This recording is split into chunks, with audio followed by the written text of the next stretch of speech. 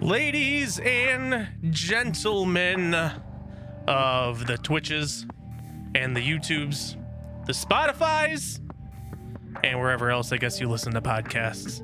Welcome to Bucket Bites. We are the show where we have bite-sized discussions about a menagerie of different topics, and on occasion, we feature guests from all different types of content creation, from Hollywood producers, video game developers, actors, porn stars, and more. But today we are graced with a self-published author and illustrator and also bookstore owner. He is the leader of a bunch of out-of-this-world interns. Everyone, please welcome our guest today, Donovan Sharer from Studio MoonfalL. Scherer. I said Scherer. Yeah. I still fucked it up the first time. I know. Yeah, it was great. It's amazing. My family all says it wrong. So Do they? Well, then I Yeah, don't feel too bad then. all different between every person. Don't feel okay. bad. Literally, it happens every single time we have a guest on. Like, Post will ask them beforehand, like, hey, how do I pronounce your name? I want to make sure I get it right. And then he'll give like two options. He'll be like, oh, here's an example. He'll be like, is it Anna or Anna? And they'll be like, it's Anna. And he'll be like, all right, here's Anna. I'm so bad. Dude, He's I'm really bad. So don't feel Yeah. bad. It's a term of endearment from him, really. I'm trying to make the effort. It's, half the battle's making the effort, right? It's a part of That's the all that bucket matters. bites charm. Mm-hmm. Charm, right? Yeah. Well, Donovan, thanks for coming aboard. It's really exciting to have you on, talk about things. I've actually I met you once in person before, actually at your store. It was actually on my birthday of all days. I went down to your shop in Kenosha, Wisconsin. By the way, it's called Studio MoonfalL.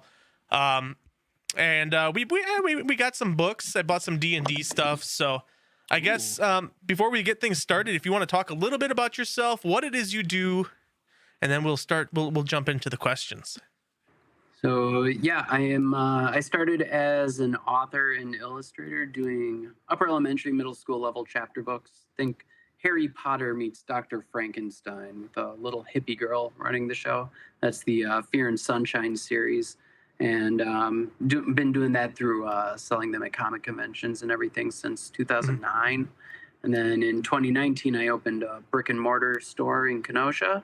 And in there, I'm mostly doing coloring books now, but I'm also selling other local authors' books and started doing the Kenosha Book Festival. We're starting the Kenosha Comic-Con next year.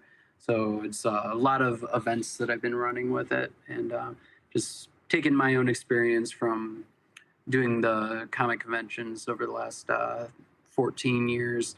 Sure. And I used to run concerts back in the day. So this is kind of just bringing all that together.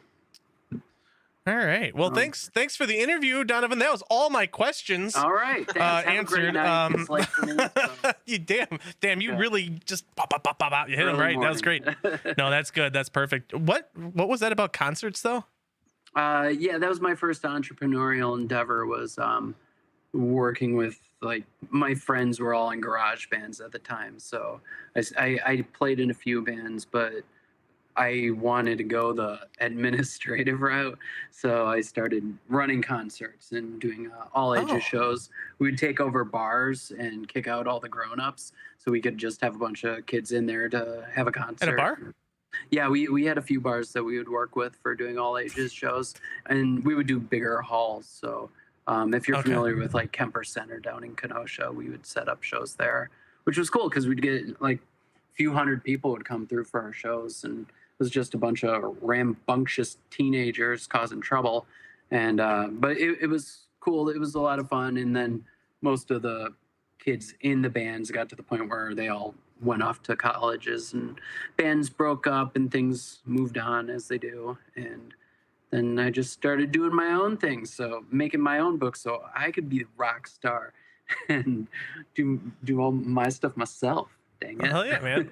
Well, look at you now though, because Oh, yeah. you're doing a lot. You're doing a lot of good, I think, too, especially for in your community there. You do a lot with the city of Kenosha. Yeah. Started doing the Kenosha coloring book in 2020. It's a coloring book featuring local businesses and places around town. Just I draw up all businesses, and we end up we do a pretty big print run, so we're all cross promoting each other throughout the whole Kenosha awesome. County. So we go out west of the city too with it, and we're starting up on 2024 right now. Awesome, man. Awesome. Before I let Josh or Dom ask any questions, do you have the interns with you right now by chance? I should have asked you to. No. No? I don't have any of the interns with me. They're all down in the shop where they live. The day I came to your shop down in Kenosha the first time, you were actually thanking me for coming in so I could stop you from making more videos with your interns. Oh yeah. For the shop.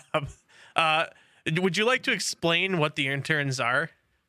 The interns are little aliens that work for Studio MoonfalL they're our kind of our social media team. You can find them on the YouTube channel for Studio MoonfalL. If you look up bookstoresimulator.com, that domain name just goes to their playlist of all their zany adventures around the store, plus like stuff promoting other authors and things like that. But yeah, we were at it for a while. I guess the shop isn't that busy during the winter, so I just make weird videos. I love this. By the way, I just went there. This is amazing. I love it. I'm trying to get a picture. I was going to throw it up on the stream here real quick. Where did that idea come from?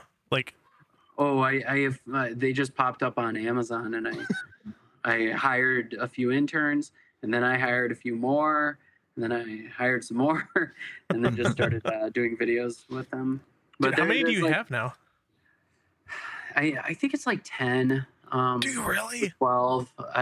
They started getting really expensive. Here we go. The alien figures, I think somebody had bought some of them, and then they started making like weird replicas of them. Yeah. Like they were making molds of the figure, and then that mold got bad, so they made a mold of the other mold, and it was like the Multiplicity movie with Michael Keaton. Yes. And the clones just started getting worse and worse. Worse and worse as it goes on, right?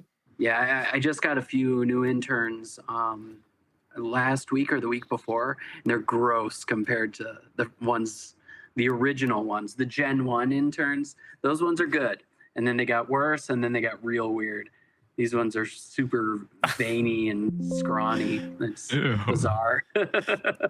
Yeah, they won't make it into the YouTube channel if I start shooting again this winter. They just live in their own island of misfit interns. Yeah.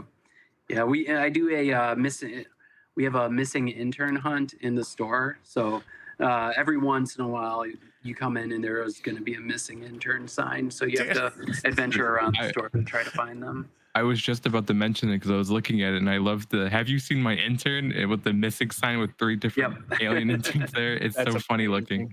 Yeah, sometimes we need help to hunt them down. I'll put the interns up there. I'll put the interns up on the stream so they can hang out with us, so they don't feel left out. So I'll just put them right up there. Yeah, dude, Donovan, I'm pretty sure, by the way, that you looked at my all of my question lists, because you've literally been answering all of my questions before I've had the chance to even ask them. What? well, that was more so Dom, because you mentioned that you had a hidden intern hunt, but you were doing something slightly differently. Was it the bounty hunt? Was it there was like a furry little like, yeah, I don't even know what the hell that thing was. You have a lot of freaking cool trinkets. Yeah, that's one of the critters from the movie Critters. So they harass the interns. They've got some videos where the critter is bugging the interns. And then for the bounty hunts, if you come to the store during one of those, you have to track him down, and then you have a duel. And if you win the duel, then you send the critter to jail. Gotcha. Yeah, my kids absolutely loved that when we were there. So, cool. Well, so all right. So you've got the shop. And you said you actually just had 4 years, right? Celebrated 4 years there. Yep. Yeah. Just a couple weeks ago, we hit 4 years in the store.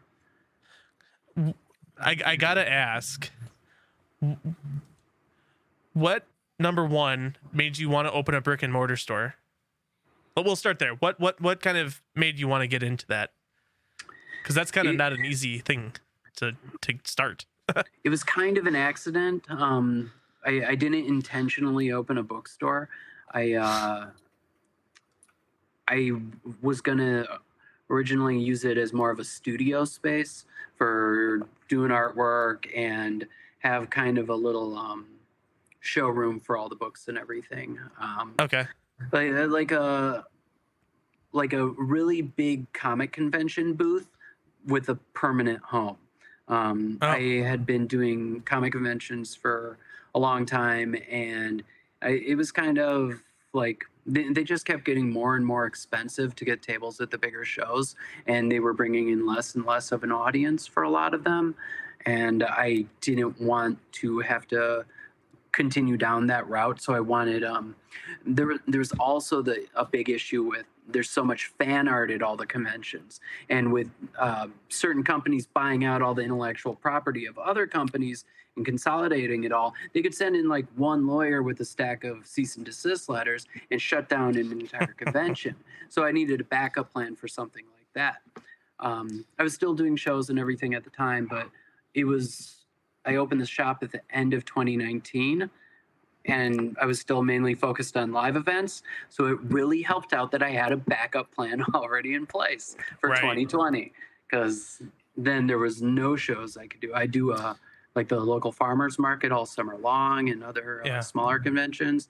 And I got completely shut out of those in 2020. So with the store, I was able to keep the business going, and then start doing more locally focused stuff too, because with having a brick and mortar store, I had some pretty cool leverage for that.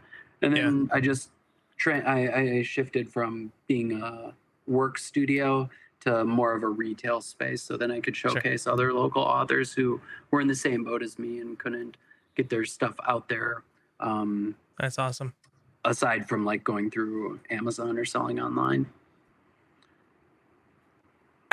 It's funny because I'm pretty sure we've had one of our bigger friends of the show. I'm pretty sure they started in 2019 too, or maybe it was 2018. Josh, I don't know if you remember with Dark Fusion Systems. It was either 2018 or 2019. It was another one of those like right before pandemic. Yeah. It was a nice little fight for survival for businesses. So if you're able to pivot in the right ways, you can come out. I was going to ask on the other side if you think that helped in a way, because it kind of put that hardship on you right away. So now it's almost like downhill from here. Yeah, I think so. I think with being able to go harder in the local direction, I mean, I think things probably would have worked out regardless, but it forced me to change directions in a way that I think has been probably more beneficial for like even more people than just me, with showcasing all the authors. And with the book festivals I'm doing now, I'm bringing in a ton of authors, and the book festival itself, that's like whenever I do those, it's the biggest day I've ever had for the store. So those are pretty cool. So now I know why I keep seeing you doing them. Oh yeah. No, it's awesome though. Is that in the parking lot right across the street from you? Yep. That's awesome.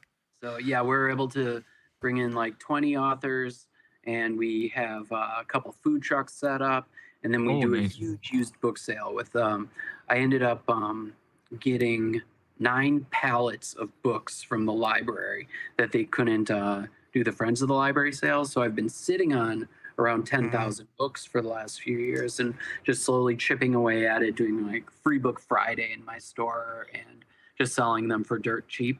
But then with the book festivals, we'll sell a few hundred, and all the money for the used book sales is going to our little library fund, which eventually we'll start actually building little libraries. But for now, I want to just keep building it up so we can do a whole bunch all at once, and we'll be able to scale it up faster that way. Sure. I'd rather do like 200 little library boxes all at once and fart around with them one at a time. Yeah, you're talking about those little. Oh, go ahead, Dem. When you said 9 pallets of books, how big are these pallets? They were. They were. I mean, no, but like tall wise. Don't tell him. His dad's gonna come take him. It was around like 7 to 8 feet tall for each one. Oh wow! That's actually a lot of books. Yeah. Yeah, I ended up. The library had them in storage at the Parks department, and Parks was about ready to throw them out. Right around the time I started doing used book sales in the store, and one of my librarian friends was like, "Hey, do you need some books?" So I started picking them up like a box or two at a time, and then they showed me the secret storage facility, and I was like, "Hey, you wait here. I'm gonna go get a U-Haul." And I just came back, and I picked up all the books at once, and then just put them in storage for. We've just downsized from a 10 by 10 storage to a 5 by 10, so we're chipping away. So now Progress. I'm starting the Kenosha Comic-Con next year, so I'm trying to source a whole bunch of old comic books to kind of do the same thing. I was looking to get like 50 long boxes of comics, so we'll bring those out and sell them for $1 a piece, and just use that for fundraising too. Does Kenosha not have already some kind of existing Comic-Con like at all? I feel like it's kind of. We have a few. We actually have two or three. They're more toy and collectible focused. I know we have. There's like the K-Town Toy and Collectible Show that's coming up in November. I think he just posted, and then there's another one. That one's at the Moose Lodge, and then we have another one at one of the hotels down off the interstate. Those are it's a lot of collectibles and things at those. Yeah. The one I'm going to be doing is more creator focused. So we're doing a 2-day convention in February, February 17th and 18th at the Wyndham right on the harbor. And we're only going to have a handful of vendors, but we're going to have 2 days worth of panels with local comic creators, and we'll have a few authors. I just got Karen Johnson. She's a local. She was the lead animator for Fern Gully, so we're gonna have some interviews with her. So yeah, and there's a few other big ones I want to try and. Oh, really cool. Oh yeah, I think it'll be neat, and it'll be something to like inspire kids to start making artwork and books and stuff, and then I can sell it in my store and get them set up at future conventions. After they sell it to you. 30 years. Early. Yeah. Build an army of creative geniuses in Kenosha. That'd be cool. Idea. That'd be really slick. Yeah. I want to kind of go back just a little bit with more of what you do personally. Now, I know you haven't really, as far as I can tell, published a book in a while. You've been obviously bigger picture stuff. You've been working on a lot of different things outside of the coloring books, excuse me. But would you say that Fear and Sunshine is your biggest collection of books I think, that you've written? Yeah, well, a lot of the other coloring books branch off the Fear and Sunshine series. It's been since 2014, I believe, that I wrote and published one of the chapter books. I do fully intend to get back to it, but it's been hard with just trying to get back to that sort of tap into the creative well for a big project like that. The coloring books are simpler for sure, because I can do a coloring book a month. Sure. I've been behind on that schedule. I've only done 3 books this year. But yeah, I think last year I hit 10 books for 2022. But yeah, we will get back to Fear and Sunshine, and until then we'll keep making like little side projects that branch out of it. Nothing too crazy though. Nothing like the Zombies video game or anything like that. I'm sorry, what? What?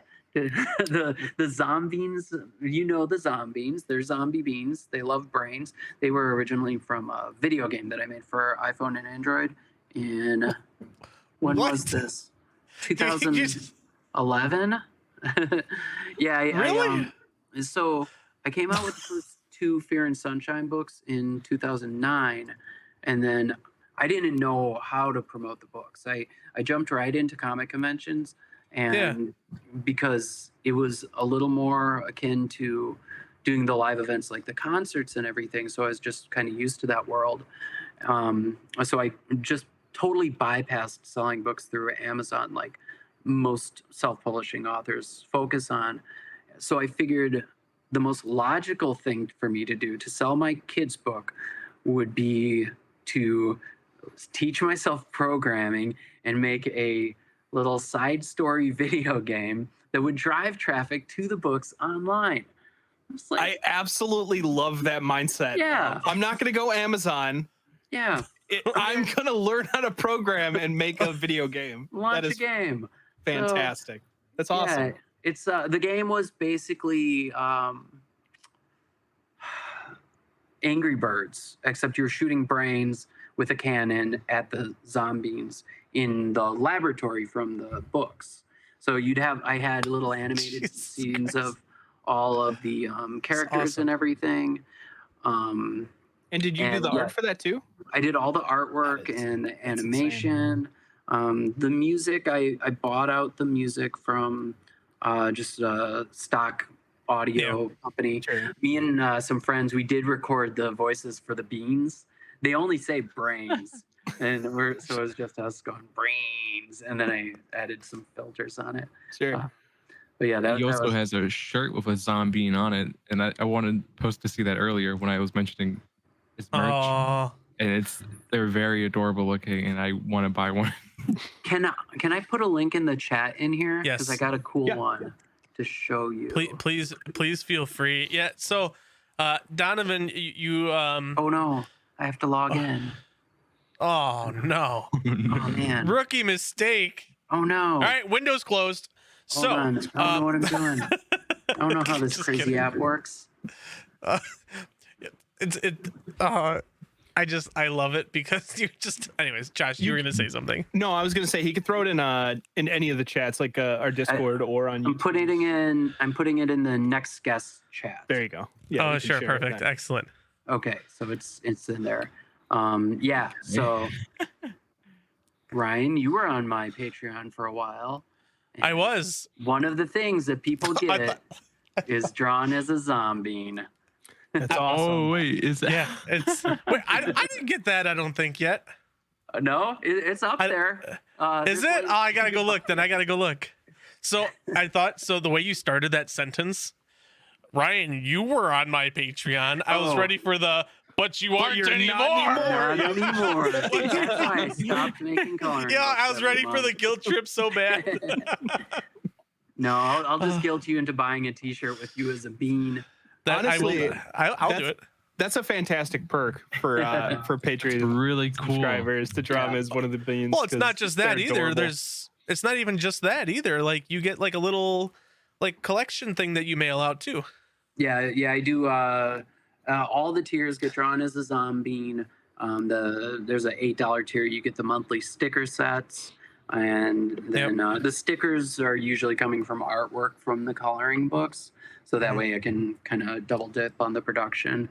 And then the $15 tier, you get the stickers and the newest coloring book. Yep. And if I don't come out with the coloring book that month, I have 168 to pick from the backlog, or I started doing Patreon gift certificates for the store, or for September I'm just doing like a bundle of 10 mystery stickers on top of it all, because I've got so many stickers.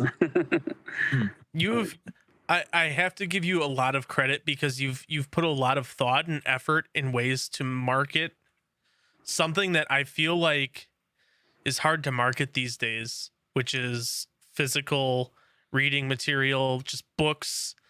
You know, I mean, there's Barnes and Nobles closing all over the place, and you know, it's hard. I can only imagine. Well, like even what you go through on the day to day. And I hate to say this, and I like really hate. Well, not that I hate to say it. I hate that it's a fact. Like coloring books are even like on iPads now and stuff. Yeah, and, like, that's true. That kind of thing frustrates me. So one thing I wanted to ask is like, because you make physical coloring books, which are obviously a timeless thing. Like you're never going to be able to replace that with a tablet, no matter how hard you try. So I was wondering, like, do you think about that when you make the books, or is it just kind of inherent to the medium of coloring books, where like this is going to be fun to color? What do you mean that it's going to be a prized, cherished memory for people's? Well, do you think about it like lives? when you're coming up with when you're drawing the pictures that are going to be colored? Like, do you think like this is going to be fun to color, or is that just kind of inherent to, how you do it? I think I probably didn't think a lot about that when I first started, and it was more focused on doing a fun illustration that would work okay for coloring. I have been trying to go more with coloring, like the act of coloring being the end game. So I probably started that with the what was it, last November? I think I did a furry woodland creature coloring book specifically for little kids. So I had to take my artwork, which is probably it's a bit more detailed than most little kid books would be, and I wanted to keep some of that, but I also needed to keep it as something that a little kid wouldn't be intimidated by to color. And then I think before that I did the Odd Apothecary books. That one's way more adult coloring book style. So it's super complex. It's complex to the point that I did 2 versions of it, where I have an apprentice edition with like no backgrounds, and then the alchemist edition has these crazy like hallucinogenic sort of backgrounds on them. And they're cool though. It's like magic potions for those books. Yeah, see that. Yeah, and that's kind of what I was getting at, of actually thinking about the act of somebody, having to color it physically. While you're drawing the art. It's kind of fascinating. Yeah, I do.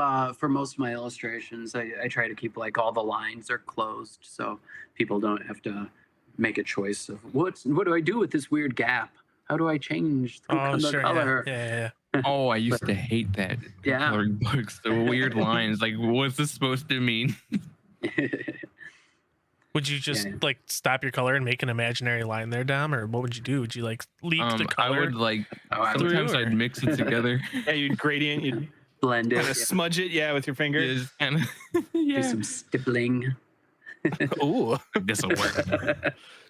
So another thing I wanted to ask, as we're talking about your art, and even in doing the art for the video game. So I imagine, especially doing shows like for bands and stuff, were you doing art for them? Were you always doing art, growing up? Like at what point did you start to draw and realize like, oh, okay, this is something that I want to do? So I've always been drawing, mostly like little characters and everything like that, forever, and even making like weird little movies and stuff, like claymation sort of things. And then with the concerts, must have been 18 when we started doing the shows, 17, 18, around there. And I was doing hand-drawn flyers for the concerts. So we would make out little quarter-page flyers, print them up, and then go like back like around 2000 with Tinseltown, the movie theater in town. There were huge movie releases. So Armageddon, when that came out, that was selling out for like probably 6 weeks. Like every showtime was selling out. So we could go down there during the sellout movies and just hand out flyers to all these people to get them into the concerts. So I was designing a bunch of those flyers for those. Nothing too crazy. It was just the general info and throwing some characters and stuff, because that's just what I do. And then eventually, I think it was probably like 5 years after that before I like actually went to school for graphic design. But I brought a lot of that artwork from the flyers to school with me to like figure out how to make it better from a design standpoint. And then that was it's always been things have carried over from each stage into wherever we are now or going next. Yeah, I don't know why, but when you said that you'd run shows, I immediately imagined you doing the art for them, and it's crazy because flyering is a lost art to kids these days. So yeah, it was great. It's hard to I don't really know how people would do it nowadays because with like the giant lines you would get at a movie theater is just so easy because you just walk through, and then when security comes up you could scurry away and they never could catch on to you because they're dealing with like 800 people right there. And yeah, it was and people were like, I don't know, generally open to it. Otherwise you could go to like, I don't know, if you're a kid in high school doing garage band sort of stuff, you could just give it out through schools, and we used to do that too. But yeah, the movie theater crowds was where it was at back then. Yeah, that's fascinating. I bet it was. Can I ask, what kind of advice do you have for people who, they like drawing, maybe they like writing, maybe they like both? What would be your advice to somebody who wants to maybe get to where you're at and doing what you're doing and publishing their work, whether it be a book or coloring books? Like what's your advice to somebody that might be starting or wanting to do this? I think start small is the best way to do it. Start small, but with a big enough project that it's challenging. With the Fear and Sunshine books, before I started doing those books, I was making like little 4 or 5 page coloring book stories where Sunshine would have to help Frankenstein find his brain or something, or help Chupacabra not eat the goats. So she would just solve the problem by throwing candy at him. And they were just little fun, like activity book sort of things. Kind of like Dora the Explorer sort of vibe to them. And so those were real small, but they told a story and introduced a character. And then when I started working on the books, I wanted to figure out who this character was and why a little hippie girl would be raising monsters.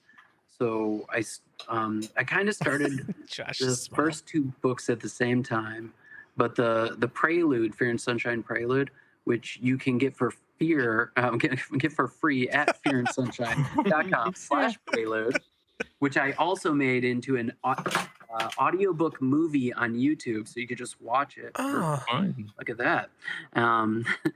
That one is only like 60 pages. There's maybe like a dozen or so illustrations in it, but it was a short enough story that making it wasn't an overwhelming challenge.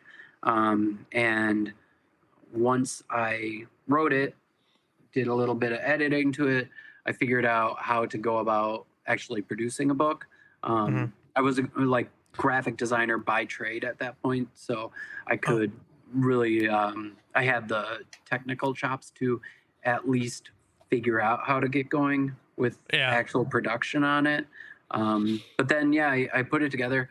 At the time, I was selling like t-shirt design, or I was attempting to sell t-shirt designs on Cafe Press, who at the time they were also doing book printing and like CD printing and stuff like that. So I first published my book on Cafe Press, and it was the price on it was terrible. So I learned the error of my ways and ended up going through the bigger printing companies with Ingram, and I think I did Ingram before I started publishing on Amazon, which kind of helped me push me in the making a video game direction. But start small. And then I did that first book. I published in like June or July of 2009. And then like 6 months later, I came out with the next book, and that was 250 pages because I already, with the smaller book, I figured out the process for it and was able to take on something bigger. And then the next Fear and Sunshine book was around 400 pages. Gotcha. So get your toes wet and then just jump right in. Yeah, and just go after a meaty enough project. Right now it's October, So you're a few days late, but if you can start up on Inktober or Drawloween or something, those are good challenges to just try to do all the work for the daily art prompts, and then by the end of the month you have like 30 pictures, which I've got. I have my breakfast doodle books that came out of Inktober or Drawloween, and so did the first Color of Madness coloring book, which is a coloring book based on the Fear and Sunshine characters using prompts from those art challenges. But it's like it's enough pages to put together a coloring book just off that, and then you just have to clean it up in a way that's reproducible for print. So I have a question about your character, Sunshine. What was the inspiration behind that character? Like, where did you come up with that character? So that character was originally just some like kind of like cartoony, a little anime kind of character I drew with a giant monster rabbit and some weird little mad science-y sort of monsters for an art project for while I was going to school and learning Photoshop. So I drew it up. And then I was learning the coloring in Photoshop. And then that picture, that was just that character. There wasn't a whole lot of story or anything, but I liked the character design enough that I kept drawing her for other little projects. And then I had a friend of mine who had this little kid who was probably like 4 at the time, but all tie-dye and like hippie, little hippie kid. And then I put them together. And so I made the monster raising girl, made her 7 years old and have just a hippie sort of attitude towards life, and then I had to figure out how this all works together. That sounds really fun. I was very intrigued by it because it's a little hippie girl, and I was like, oh, where did you get the inspiration from? Oh yeah, man, her little hippie family. Girl. And yeah, a little hippie, actually a little hippie girl. I love that it comes from reality. Yeah, I'm pretty sure parents saw like crystals or something now. Do you? So many years ago, I'm not so much anymore, but I used to love drawing all the time. I feel like everyone who's drawn and spent the time to draw has always had like that one character that they always, it's like their go-to character. I was gonna say, when I went to animation school, that was the one thing that the professor said was like, everybody has their one character. Yeah. So draw your one character. So yeah, that's a good question. I've actually had a few one characters. Well, that's cheating. Yeah. they evolve over time. Right. Yeah. Well, right. Have you implemented that one character in any of your works of art? Well, Sunshine was one of the one characters for sure. Long before that, there was Towel Guy. He was this guy who had a towel. He just wore a towel. He had a little spoon-headed guy. He looked kind of like a not as creepy Salad Fingers. So yeah, he was just like Towel Guy. He was like a interdimensional traveling dude. Oh no, he was a kid that got sucked through a portal from bad cheese and had to go into some weird world. And he had gotten out of the shower, so he was just wearing a towel. Yeah. And became Towel Guy. Towel Guy eventually got replaced with the Snow Worm. The Snow Worm was this. He was kind of a Earthworm Jim sort of character, and him and his roommate had to find rent money, and so they had to go on a giant epic quest. It was the Snow Worm's Odyssey. That was for a creative writing class in high school, and then that eventually got replaced with. I had to like switch from the weird fun characters to the hot cartoon girl route, so that got replaced with Haley Cameroon was a character I was doing for most of my college projects. So she was just a cool kind of probably Dragon Ball inspired sort of cartoon girl. And like a lot of the world design, I think, was really inspired by Dragon Ball at the time. And that was going to be like a comic book series or something. But when I saw how much work went involved into making comic book series, I was like, I'll just write words instead. And then I respect that. that's when Sunshine became the main character. Gotcha. And now it's just a bunch of weird little monsters and interns running around. And they're getting veinier. Yeah. Veinier and By the way. veinier. I'm afraid to see what the next generation looks like. Oh no. Josh, I only want to ask you just because you kind of brought it up, but did you have that one character? What was your one character that you always drew? Me? Yeah, you. The other Josh. No, so this is gonna mean nothing to everybody else but me in post, but it was Max Popowskowitz. Oh, okay. All right. And yeah. Based on a kid we knew in high school, whose real name I won't say, but it's pretty close. And so yes, I would draw him. It's just a big guy. He was bald, big burly bald man.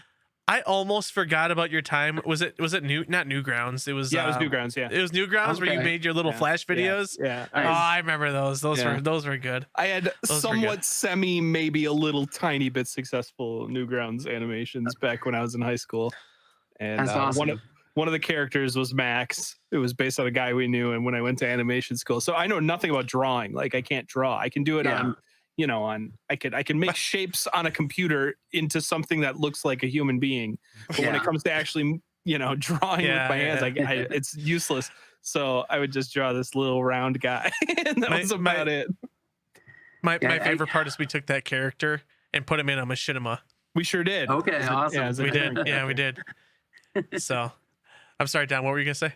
Oh, I think I was just getting into Flash kind of toward the end of Newgrounds time. Mm-hmm. So Okay. I was doing a lot of work. Actually, that Haley Cameroon character, I did a bunch of Flash work that I think I just didn't get a chance to publish it onto Newgrounds.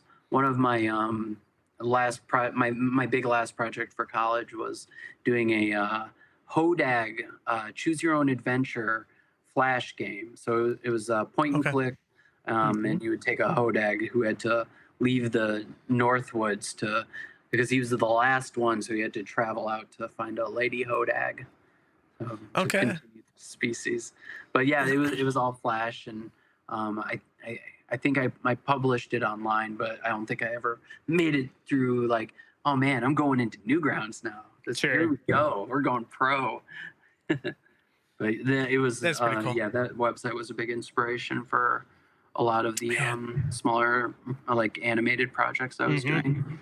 And it was good training wheels for when I got into making the Zombies game. Yeah, absolutely. Especially when it comes to animation. Yeah. And Flash, I don't know how much you use Flash, but Flash was amazing for just teaching you the basics of animation. That interface was perfect for learning how to keyframe stuff. I think I actually did the animations in Flash for the Zombies game, and then exported it out into the software I was using for programming it. Sure. The game the code's all outdated and everything, so it's not available. But I have it on one of my older videos on the Studio MoonfalL YouTube channel, so you can see the gameplay footage and everything. It was good. It was I think the quality was really nice. The game itself was basic, but it was I'm still proud of what I made with that thing. So it would have been so good on Newgrounds. Dude, no, these days, just put it on Steam, charge it 50 cents for it. Yeah, there you go. The side revenue stream right there. Yeah. I've been I've been wanting to get back to game programming, but it just kind of it always seems like it's such a big thing that you have to put so much focus into. Sure. I had even taught 3D design for a while at one of the local colleges and did that for a bit, but it was just something if I want to get good at this needs to be the thing I do. That's and the problem. I want to do all sorts of other stuff. Yep. So and I feel like that's a big problem with digital art in general. Is there's so many different avenues you can go. And Yeah. as a digital artist, you want to explore all of them. Yeah, for sure. But like you said, you can't just be a jack of all trades. You got to kind of choose what you're going to specialize in. Yeah. Yeah. It's hard to even dip your toes into some of the other stuff. I have like 3 3D printers I've never turned on. Because I'm afraid That sounds like somebody I know. I know. I was just going to say, I'm the same way. I got one in my basement, just sits in the corner. Yeah, one of these days I just got my first the cleric for my D&D group. He just printed up I had outsourced a 3D model of one of my Creature of the Week characters from the coloring books, the Donkey Corn. So we actually have a 3D printed Donkey Corn. We got to dial in the model to make it a little more printable or print friendly, but yeah, we'll see. See if I can like find somebody for that. It's another one of those things where, man, I don't want to get back into doing this again. I've been down this road. Well, I was going to say, take a look at some maker spaces in the area. Maybe you can find somebody to help out. Yeah, well, we don't have too much around here for it. I think Gateway has some, but I think I was the teacher for 3D there, and I don't know if they replaced me. Well, for what it's worth, if you're interested, I'm pretty sure we have a couple of Bucket Bites meetups coming up. It's true. And we got some game developers. We got some game developers very cool. that'll be joining us. So I can shoot you some info if you're interested in that. Cool. I did want to ask just 2 more business specific questions real quick. Number 1, is your shop, like, in all of your artwork and your everything, is that like your number 1 gig, like your number 1 job, or do you like have something you do, you know, as like it's like your day to day, and then you're able to just work with your passion the other half of it, or is it? No, it's all this. Yeah, I've been doing just the store since That's impressive. 2020. Yeah, my day job for 2020 went out of business the week before. I got laid off from it because it was in the process of going out of business the week before all the COVID shutdowns. So I got to cut the line for unemployment. Sure. So I rode that out for a while, which helped because it kept the store afloat. And now it's just been just doing this. But there's the store. I still do local markets and a few Comic-Cons here and there. And then the Kenosha coloring book is a big leg holding up the table. Okay. The other question I had piggybacking off of that was I always laugh when I see him.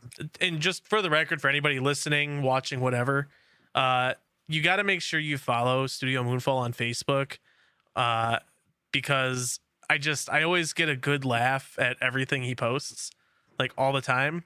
Yeah, it's the desperate attempt to get people in the store. I absolutely love your marketing because I know it's something that like it's just like in line with how I think and what I like. But something that you do, and now this is kind of a hard question. You always post, mystery hours this day, because of whatever reason. Now I want to ask you, do you feel like something like that does that hurt or benefit your business when you do that? Oh no, man. I just I just dropped down I dropped Thursdays to mystery hours too. So Monday through Thursday are all mystery hours. So I'm the only real hours I'm open is Friday, Saturday, Sunday. Yeah. And it doesn't help my business to have people guessing when the store is open for those days, but things have been so slow since like Labor Day, so it doesn't really hurt either. Right. And you can spend your time doing things and making things and doing things that can further you and your business. Most of those days I'll still be open, but I also have the flexibility in case I need to go door to door to get signups for the coloring books. Sure. Sure. Or if I just want to sleep. And right. No, I mean like the one the other one the other day. I think just you started said playing Starfield, so like need my time. space. And then Yeah. but yeah, the Friday, I'm also doing all the special guest author visits on Fridays, Saturdays, and Sundays right now. So if I could concentrate all the business into those weekends, then it helps. It'll bring more traffic to the guest authors too, and I think it's kind of fun that way. Right. Ideally, I'd be open like 6 days a week, but there's just not Yeah. the amount of foot traffic around for this Right. time of year. So I'm gonna keep with these 3 days on with the 4-day mystery hours through Thanksgiving, and then I'll crank it back up for December for holiday Sure. shopping. But Yeah, that's so. The reason I asked that question is because I'm not in Kenosha. I'm in Milwaukee. So like somebody like me, if I wanted to come and visit, it would suck being like, I don't even know if he's open. But I would normally come probably a Friday, Saturday, or Sunday. So that's fine. yeah, and just message me because I live above the store, so I could just go down and open it. Perfect. I'll just ring your doorbell and you'll come downstairs and sell me stuff. Yeah, just special appointment shopping. Yeah. Oh, that's all okay. good. Yeah, Oh, and I've done that multiple times for people, especially with people coming out of town. I'll make sure that if I know they're coming, I'll be open for them. Good. 'Cause it's not really an issue to open. It's the issue is sitting in the store for 9 hours and not having anybody come in. It's depressing. Dude. Oh, yeah. I can only imagine. Well, that's why I wanted to ask. I'm like, because you could be spending those 9 hours or whatever a day Yeah. furthering your business in a way that's more beneficial than just sitting there waiting for someone to come in and buy a book or something, right? Yeah. And even with not having people come in, it's hard to even do sort of creative work because it's just a bummer. So right, yeah. Yeah, I'd rather It's just not- be upstairs, like throw on something on TV and draw a whole bunch of pictures. Mental health is a huge thing. It's what helps drive, to keep you going. And that's I want to make it very clear, if I didn't earlier in the show, that your shop is absolutely it's really like fun just walking in and what you've done with it, how you treat people and interact with the people inside. It really is a treat. Like I think I hopefully when I don't know if this is back in January, so you probably don't even remember at this point. No, but I remember. Okay, good. Good. Well, I'm glad, even if you're lying. No, hey, it's rare that somebody comes in and then immediately signs up for Patreon. So that's a memorable experience. I think I signed up actually like 3 days before that. No, it was that morning. I think I signed. So the story, just to give some background, my daughter, we had Christmas at our house, and my brother's girlfriend knows you. Okay. And she came in your store and bought her one of your books and some of your like soaps and stuff that were in there and some other really cool stuff. And I'm like, oh, dude, this is really cool. And my wife recognized your last name. And she's like, I know a guy. I work with a guy with that same last name. I wonder. And it turns out she works with your dad. With my dad, yeah. Yeah, she works with your dad. Wow, small world. So I'm like, now we absolutely got to go check this place out. And it was a blast. And it was really cool. You had, I don't know if you still do it, but you had the little mystery packs underneath your book collection there. And we got some of that and some D&D stuff. And but no, I was thoroughly impressed with the interaction that I had at your shop. It just sucks that I'm so far away from you that I can't come more, because I would come much more frequently if it wasn't a half hour to 40-minute drive. Yeah, and I was gonna say I gotta make a trip down there. Yeah. The big book festivals are the best bang for your buck for sure. We've got the Book-O-Ween is coming up on the Sunday before Halloween, so that one's going to be really cool. We've got like 16 authors. We're going to have a Renaissance Fair garb swap. We've got a balloon making clown out there. I think we're going to have a splatter paint bus set up too, and a couple.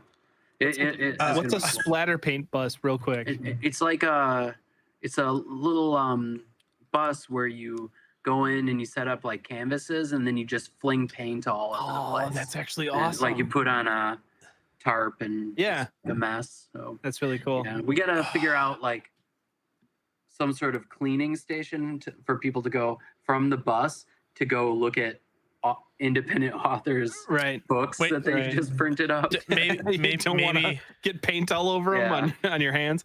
Maybe I misunderstood, but did you say people go on the bus and splatter paint on canvases? Shut up, Post. Yeah. Don't even continue where you're going with that.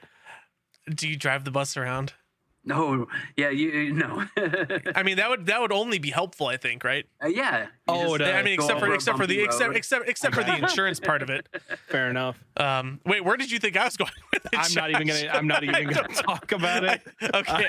I'm sorry. So my question is, well, not my question. So just to all of those listening from around the world.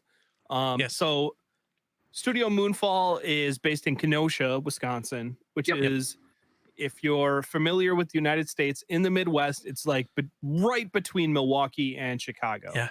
So I definitely recommend, if folks are in the area, if you have any reason to come up to the Chicagoland or Milwaukee areas, hey, pop in on your way. Oh, yeah. No, absolutely. Yeah, we're right on Lake Michigan too. I'm a block from the water, so we're in the downtown area. Yeah, you mentioned you do stuff at the harbor, so that must be you're actually in a really cool area where you could walk around and just kind of see a bunch of other businesses as well. Just within that area. So it is really cool, as well as going by it's right on Lake Michigan almost. Yep. So that's really cool. So just before we change gears a little bit, we've got some more in store. So don't leave yet. I said, don't leave. I saw that go from 12 to 11. Josh left. Now it's at 10. Realize Josh's name is Tom Cruise. No, we're going to be playing some sound bites in a little bit. But before we kind of change gears from the business side of things to the, maybe more games, like what are you doing stuff? Ooh, wait, I have one more question. God damn it. Go ahead. I'm sorry. I was on your website and I was messing around with the 3D model of your store. Yeah, isn't that really cool? fun? It's hella cool. That is I really have cool. a virtual reality. Oh, I did play with this. It's so neat. I wanted to jump in earlier about it, but I couldn't. But it's so fucking cool. That's a couple years old. I will be updating that probably. Gosh, I should really do that this month. I'll be updating it very soon. All right. I think you did that. Didn't? Well, no. I was gonna say you did that not too long before I came up there. I thought. I think I did it a couple of years ago. Oh well, shit. Never mind. I mean, there's Halloween stuff in there, so it kind of looks like it's recent. Always Halloween stuff in my store. Oh, that's what it was. You had just redid the store before I came, like a couple months, I think. Yeah, because this was before I had all the dungeons and. Oh wait, no. Yeah. Let's see if I can load it up. We're all going to learn together. So this 3D model of the store is super cool because you can link it together with other sort of things. And if you go to moonfall360.com, that'll be a shortcut to go straight to this. But yeah, there's some of the little dots in there are links that go to deeper realms of virtual reality. So if you can find Mari Lude, she has a potion to offer you. Drink the potion if you want to see Studio MoonfalL from a whole new perspective. Wait, so if I find the potion? You got to find Mari Lude. She's the horse-faced lady in the front of the store. Oh. Damn it. Now you got me doing I'm not doing this right now. I can't. Yeah, I was gonna say, I'll get distracted. Let's all play VR. Can I just say that I love how you are constantly thinking about how you can make things like applicable to your applicable to your story. Yeah. Right. Yeah. Like with the mobile game, with even this, like it's super cool how you incorporate everything and make it fun, like Post said. Yeah, this is the beginning of some sort of weird theme park. Eventually, we take over the building. Sure. We just eventually infect all of downtown Kenosha, and it'll be really cool. And then hopefully start coming north Disney, a little bit. Yeah. Oh, we're on Lake Michigan, so we gotta build our defense wall around the fresh water of the world. So it'll just be a really cool themed war zone for the future. But Oh, dude, I love it. they're building that D&D tavern out in it's like a tavern hotel place in Lake Geneva. I want to do something like a small version of that with my store, but maybe a little more horror, like family I don't even know what friendly you're talking horror about. themed. It's what's it called, the Griffin and Gargoyle. It's a Dungeons and Dragons themed What? like a mini amusement park that they're in the process of getting started out in Lake Geneva. It looks Griffin real and cool. All right, dude, you're gonna take me down Tangent Avenue. Yeah. And we can't afford that. So okay, that's damn That's it. cool, We're gonna have though. to talk about that after the show Yeah. a little bit. But just real quick, before we kind of change gears just slightly, obviously Donovan, Studio MoonfalL, really cool local business. Like that's one of the big things is that I'm trying to do with Bucket Bites here is really like push up local artists and creators and whatever, right? I met a computer company actually back at Midwest Gaming Classic back about a year and a half ago now, named Dark Fusion Systems, who we've since partnered with. Really good relationship with Henry there. And I have to let it be known, if you haven't heard already, if you go to darkfusionsystems.com and you mention Bucket Bites, they're going to completely 100% get rid of any kind of build fee. So, and that's only until the end of next week, actually. So there's only 1 week left on that. So you can get a custom built boutique mini ITX computer system to the specifications you want For cost. basically for literally cost and I told Henry that I would give you a bag of my nuclear coffee as well. Oh my god. So- Mega noob. So Wow. that's so if you guys didn't, so I don't really, even though Bucket Bites is like the main sponsor of Nuclear Coffee is the main sponsor of the show that pays for everything. I never talk about it. But yeah, you'll get suggestive coffee. gaming's up there. well, I'm sorry. Well, that's true. That's true. But- I'll just go fuck but- myself. No, but point being is, so if you're looking to get a custom PC or build a PC and you don't know how to do it, you don't know how to even start building a PC, and you're like, man, I really want a good PC for gaming because all these people talk about PC gaming. Hit up Dark Fusion Systems because they're going to build you one for what it would cost you to do it. And you don't even have to know how to do it. He's going to build it. He's going to make, go ahead, post. Until next Friday. That's what I mean. In this period of time, you need to jump on it because he will do it for you. You don't have to even know how to do it. Just tell him what you want, how you want it, what games you want to play, whatever.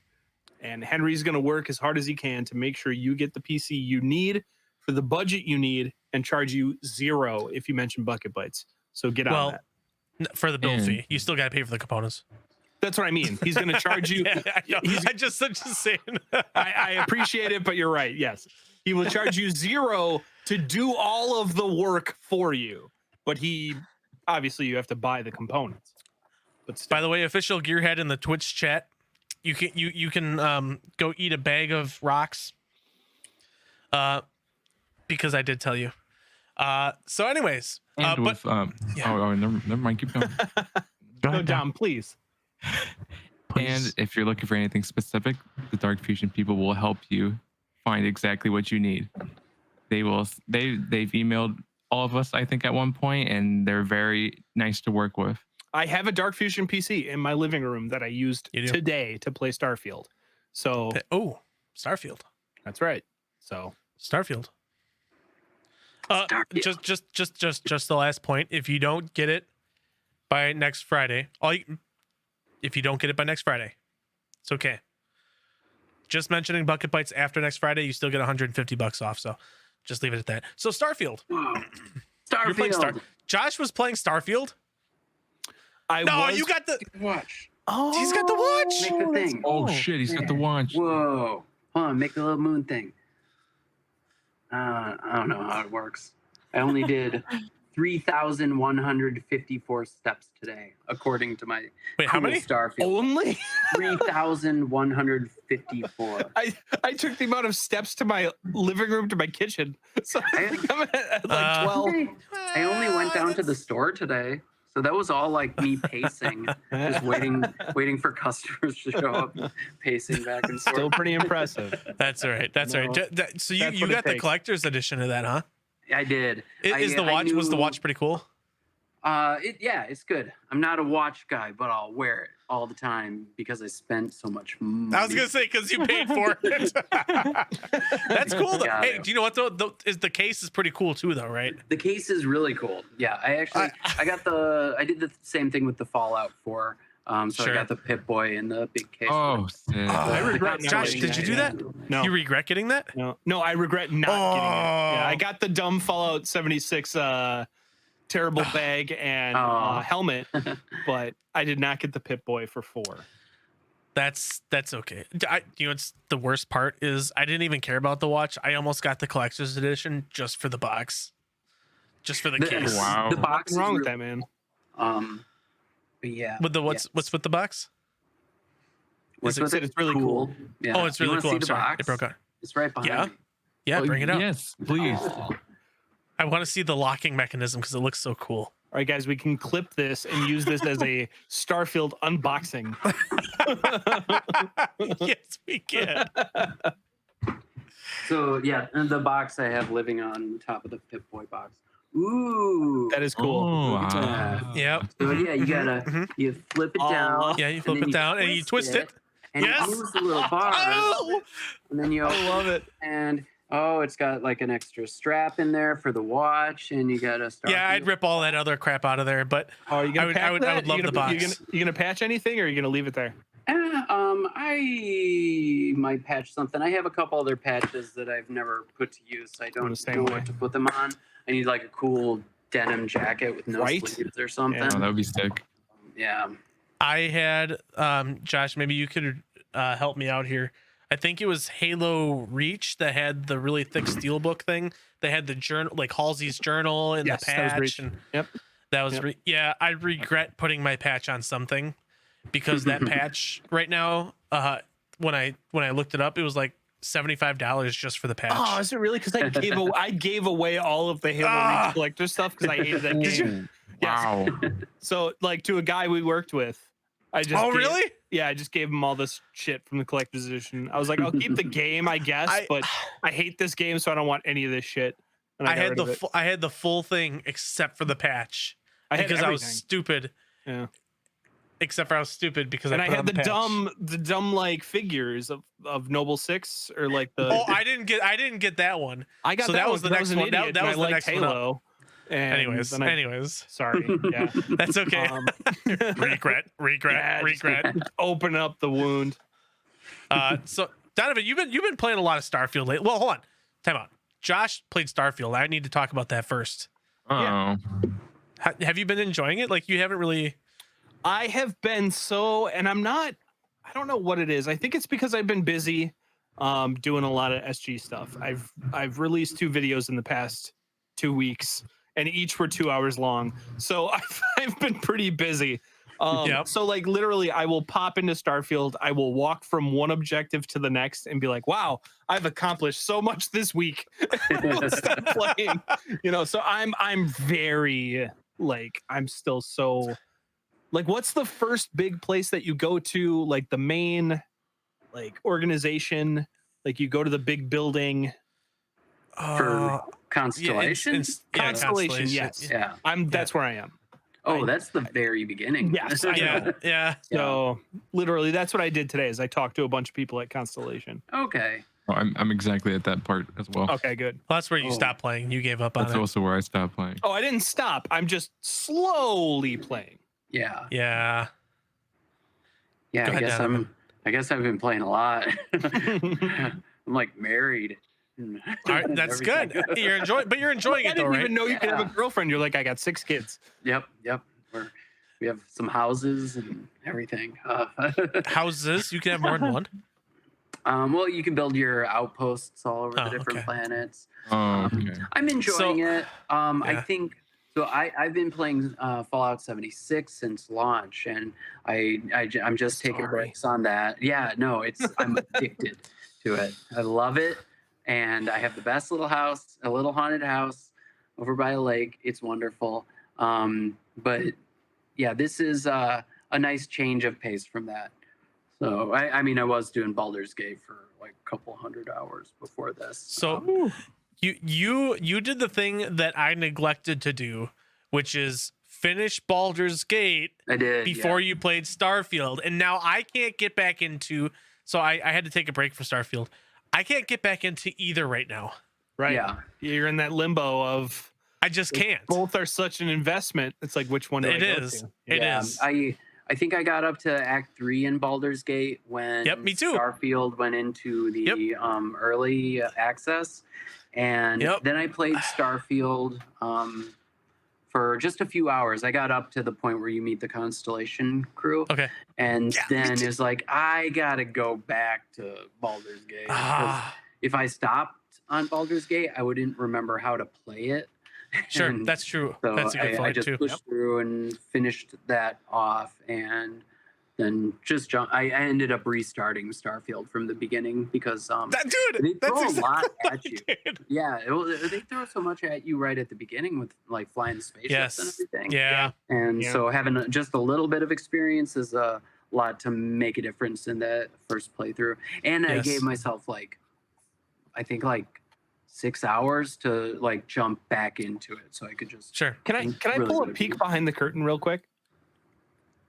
So in this podcast, in our like private Discord, Post asked, out of curiosity, are you a gamer at all? And then Donovan was like, I don't play a lot of games. And here we are. You're like, I played all of Baldur's Gate. Yeah. I played Starfield twice. I mean, I've only played those two plus Fallout 76 are the only games I think I've played this year. Sure. That's Actually, that's surprising. Maybe even the last few years. I Sure. really just played Fallout 76. See, that's It's cool though, terrible. because Yeah. but that's a testament to Your dedication. not only your dedication, but I will say 76 started off pretty rough, Oh yeah. I've been playing since the beta on that, but they must have added a lot over time if you're still around. yeah. Hold And on. I play during when they do the seasons, so I'll play through the seasons, and that'll take I don't know 5 or 6 weeks, and then you Gotcha. get another 5 or 6 weeks off to either play something else or do grown-up real life things, which is What's what that? I've been doing mostly up until Baldur's Gate came out. Then I was just Gotcha. See, and then but that's what I wanted to get at is so I still haven't played Baldur's Gate, which everybody is talking about how it's one of the greatest games It's of the game the of the year, year. if not It's the game of the year. And I still haven't played it, and it's my job. So Yeah. it's incredible that you're like, I don't really play games, but yeah, a couple hundred hours of Baldur's Gate. yeah. That's a testament to how good that game is. Yeah. Most of my Steam library doesn't get turned on though.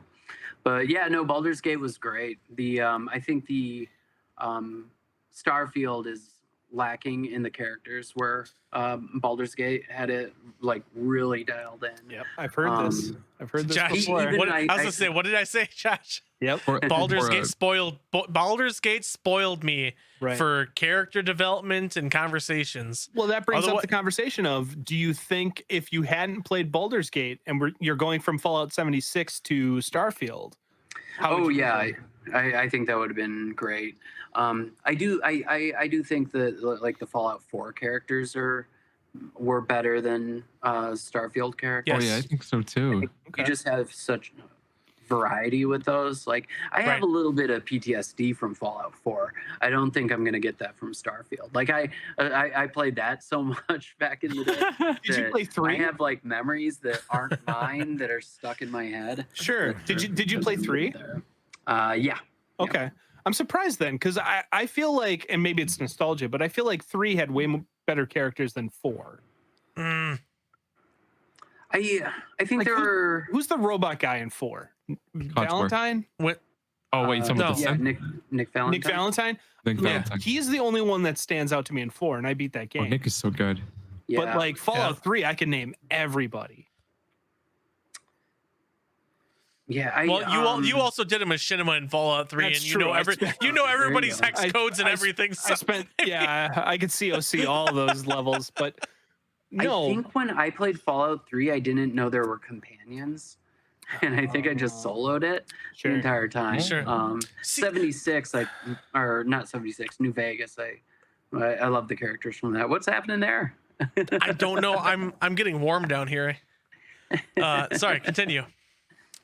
But yeah, no, Fallout 4. Because I played through that a couple times, and then I went heavy on modding it and everything. So Sure. I had I think I probably had a couple thousand hours in Fallout 4. I lived in that game. Like it was because it was all I played for that entire time period. I just don't bounce around from game to game. I think Bethesda, just the gameplay of it, I love how those games handle. Like I really enjoy how Starfield plays more than Baldur's Gate. Just for like the playing around, I think in Baldur's Gate was just that style of game is clunkier to me. Baldur's Gate felt a lot more. So it's weird because Baldur's Gate, there's not as much exploration as there is. You're not left alone as much in Baldur's Gate to just kind of go around willy-nilly. There's always an objective, whereas Starfield, you're just fucking left with a fucking universe. Yeah, Exploration's a bigger part of Yeah. Starfield. yeah. So I get It's yeah. Well, I mean, like I think the combat and everything for Starfield's a lot of fun. Like just going through and blasting space pirates is Yeah. pretty awesome. And I usually play like a mouse and keyboard, and then with Starfield I switched to the Xbox controller because I got the fancy Starfield controller for it. Oh, of course. Okay. And right. I've been really enjoying that, which is You're skewed. a bit of a change for me. Yeah. But yeah, and yeah, I don't know. I'm playing through. I'm kind of focusing on the story now for Starfield, just to get to that like end game point of it, and see if I want to keep. How many going. hours? Like, probably like 70, I think. That's it? Yeah. Is that not a lot? Bro. I was gonna say, well, you if put that's not 1,000 allowed, hours. I meant like You put 1,000 hours into Oh. put 1,000 hours into Fallout. No, I Well, never mean, take that off was for over games. Years. That's true. That's true. I don't take off for games ever. I actually took off for Starfield. Yeah. I had 5 days of like I told my wife, don't talk to me. Yeah. Leave me alone. That's how I'm gonna be with Spider-Man and almost nothing else. Yeah. Yeah, but Spider-Man, you're only gonna get 20 hours. Like after that, then you're like, oh, I have to go back to life. I don't care. I'll take off. I'm gonna have to do that with the Like a Dragon games, I think. Yeah. I'm a hermit in my room. Before we stray too far away from Bethesda games, I did hint that we were playing Sound Bites today. Yes. Sound bites. So Sound Bites is a game that we play on our podcast. Josh, Oh. grab the bucket. I got him. Oh I got wait, him. this is a challenge. Does he have all of his arms? No, he lost both. Remember, that's the lore. Now he's down to 0 arms. That's the current So lore. Mr. Bucket, I said Mr. Arms. Mr. Arm. Bucket is Now his armless. handle's coming off. Oh no! I don't It remember just to gets turn him worse on. and worse. Yeah, whatever. Here he is. Okay. Well, anyways, I'm not even gonna. Okay, we already know what we're playing. We're playing Sound Next Bites. episode is gonna be covered in dirt and blood. Don't tempt me. Oh, that'd be great for a Halloween episode. Just That's give him true. like Wilson from Castaway. Just give him a handprint on his face. like Frankenstein bolts. Yeah, oh, that'd be so fun. Well, all you gotta do is take off his handle, and then he's got Frankenstein bolts. Well, it fell off when I just threw it. Oh, Okay, anyways. Okay, so we're playing Sound Bites, guys. And basically how Sound Bites works, I'm gonna play some sounds. I don't have 15, but I have 12. 1, 2, 3, 4, 5, 6, 7, 8, 9, 10, 11. I have 11, not 12. I lied. Wow.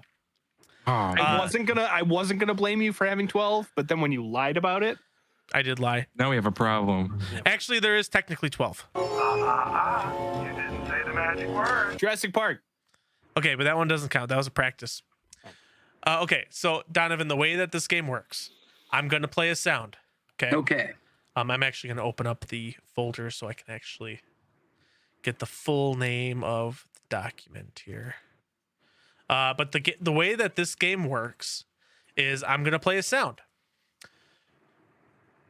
Today's theme is Bethesda games. Oh boy. Ooh. Okay. I didn't know quite where to go with it. But I had a kind of a good idea.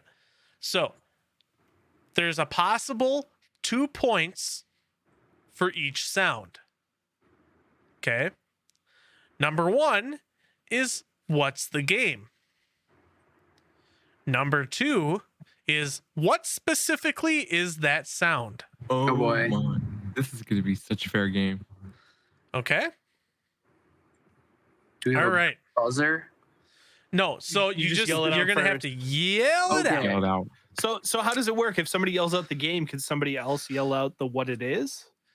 So that's a good Or is question. it just the person who guesses the I game think- correctly can then get a so- bonus point? That's what I was I thinking. Yeah. think that's the way we got to do it. Is I think we do it. the that first person to name the game can also then name what it is. to What get if a you bonus. know Okay. the sound but you don't know which game? Can you Then name you only the get 1 sound point. first? way? Yeah. Correct. Yeah, If But you- then yeah. can you get a bonus So if you name I the will. game second? Yes. yeah, I like Yep. that. So So either or. some of these are just sounds. Some of these are music. Ooh. Okay. Ooh. Now, if you name the music, the bonus point is what's the name of it, of the song. Right. Okay. Or This you could know, be 1 great. point is Or- the name of the song. 1 point is what game it's from. Correct. Yeah. Correct. All right. So I'm actually gonna pull up my notepad here because I didn't. This is pull going to my be a good spreadsheet. one. I can Ooh. feel it. It's complicated. Yeah, I know. We're going a little complicated on bucket bites today, and my notepad didn't open. That's fun. There There it it is. is. Mac. It did open, but I was not looking in the right place. I should have got it back. Go. All right. Here we go. Here's the first. By the way, I did not check the equalization of any of these, so if any are too loud, I apologize. Fantastic. So here we go with number 1. Oblivion. It's Oblivion. Is that Titan's Gate? Titan's Gate or something like that? I am going to give you 1 point. Ooh. It is what's commonly known as the NPC theme. Yes. Mm, So if anybody before the end of the segment wants to give me, that's the one that I didn't know the actual name of the song. So if anybody before the end of all of the other ones, I do have the song name. Well, you don't title. know the name of that song, so I could have been so- right. Yeah, I was gonna say he could have been right. So I could have been right. What did you say, Dom? I think it starts with a K. It's like Titan's Gate or something like that, or Kithen's Titan's Gate. Gate. Kithen's Gate. All you had to do was get the name. I'm of the giving song. Dom 2 points for the first one. Nice. Nice. Was I right? All right. Yeah. Congratulations. All right, Good the rest job, of them I'm Dom. good on. I only know that song based off of the NPC theme, Right, like yeah. meme of it. So Same. all right, here we go. Here is number 2.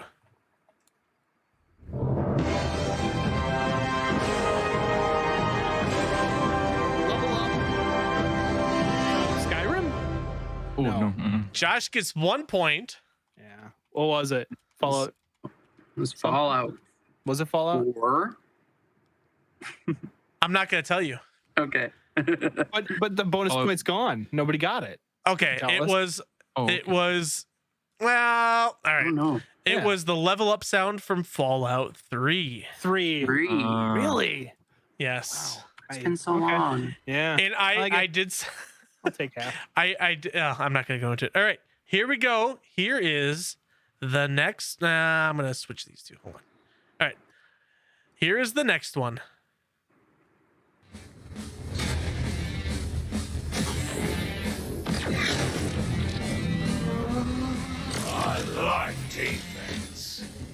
That's good. Is it Doom? Oh, you don't recognize Nope. it. Like, I'm gonna go with Rage 2. Nope. something about Doom. All right, Dom. It's up to you. Oh, cancel me out. I have no clue. I don't even have a guess. It sounds like a lot of fun.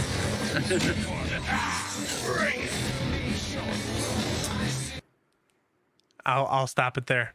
0 points being handed out. That was Hi-Fi Rush. Oh, okay. Bethesda was made the- Hi-Fi Rush. Yes. I didn't even know.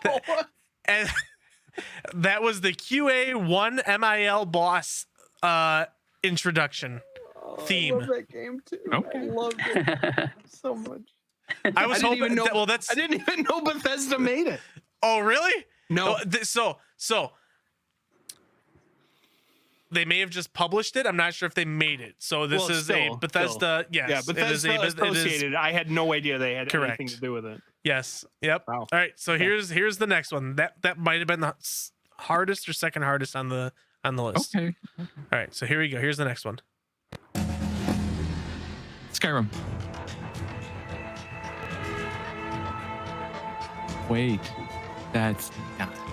No. Oh, it's. Can I still guess? or No. No. We decided once you guess, you're out. Yes, you're done.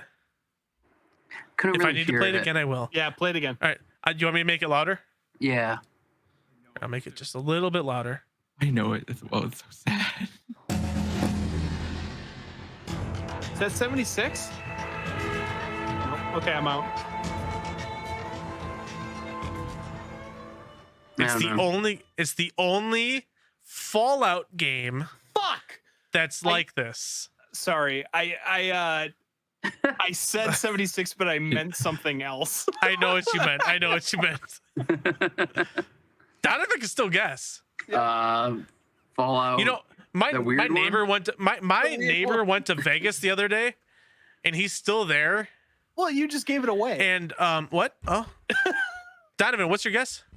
Fallout New Vegas. Yeah, what's the thing? That's the song that they play when you go into the casino.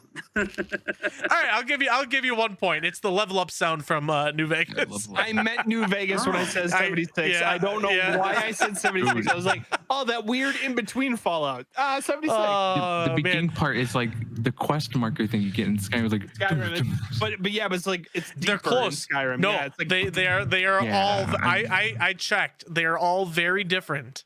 yeah. All right, here we go. Here is the next one.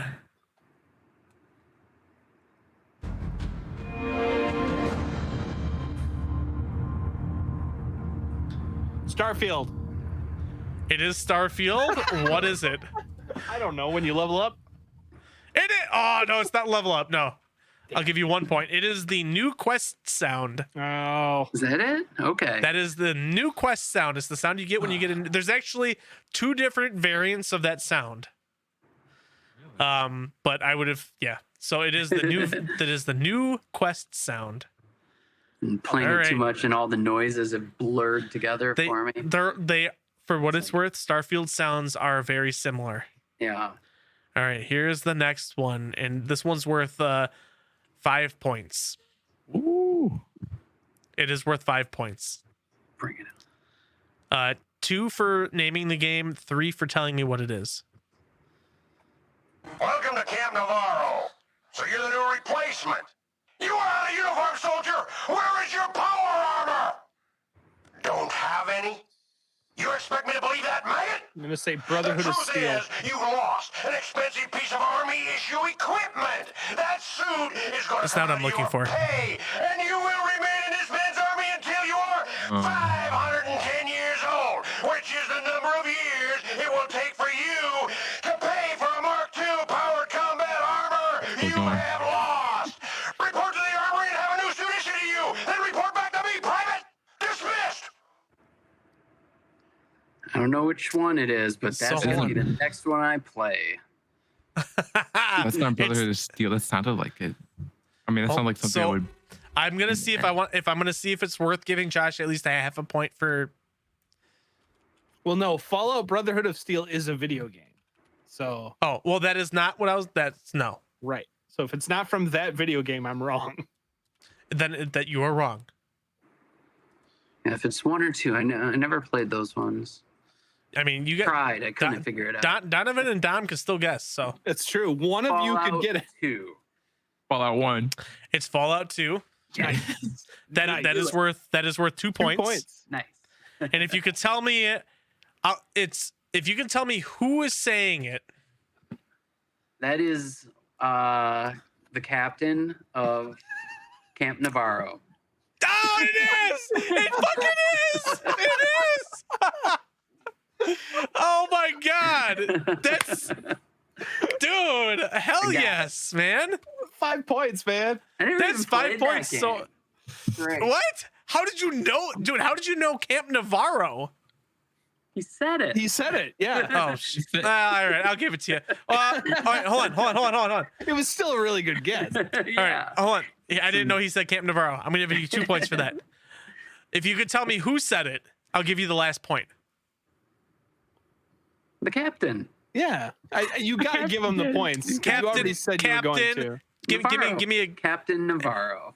It is Captain Navarro. There you go. Is it? Oh, okay. There you go. Okay. No, it is. No, He didn't say Captain Navarro in Yeah, the. it was. He didn't The say camp Navarro, for did he? himself? No, he did. He said Captain of Navarro. Oh, okay, all right. Wait, all what? right. Is it? Oh no, it's actually Captain Dornan. I'm stupid. Of Navarro, Oh, but it's fine. Camp Of Navarro, Navarro. but then I'm we're gonna fine. give him All right. 5. I'm gonna give him I'm gonna 5 give him the 5 too. I agree. All right, here we go. Here we go. But I feel obligated to play that game now. So Fallout 2 is the only. I did not play Fallout 1. I played Fallout 2 60% of the way, and it is actually hilarious. Yeah, It's good. I've heard It those is- first it two are is- good. I've watched some playthroughs on them, but It's the just the conversations, the voice lines, it's hilarious. All right, here's the next yeah. one. Here's the next one.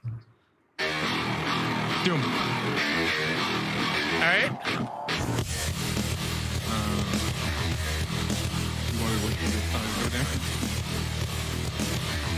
All right, what's the song called?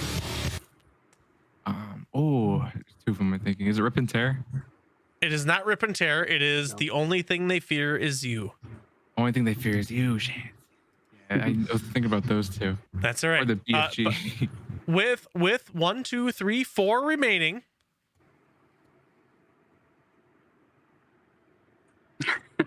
I had 12. I got to figure out which one I missed. But with 5 possibly remaining, the score is Dom 3, Josh 2, Donovan 6. Ooh. Okay. All right, here is It's 6. the next Oh. sound.